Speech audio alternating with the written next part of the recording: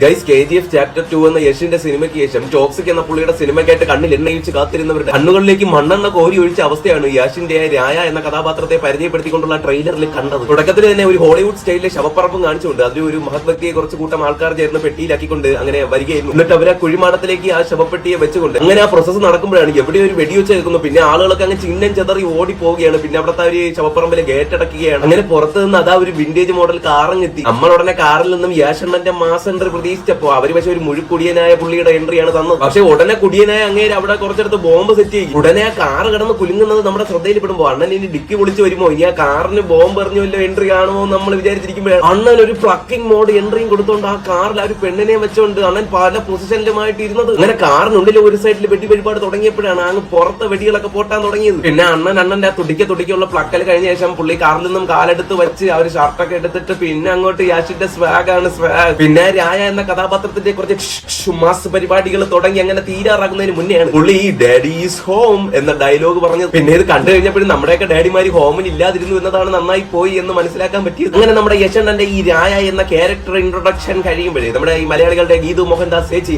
അങ്ങ് ബോക്സ് ഓഫീസിനെ വരെ പ്ലക്കി വിടാനുള്ള ഉദ്ദേശത്തിലാണ് ടോക്സിക് സിനിമ കൊണ്ടെത്തിച്ചിരിക്കുന്നത് എന്ന് ഏകദേശം ഒരു ധാരണ കിട്ടിയിട്ടുണ്ട്.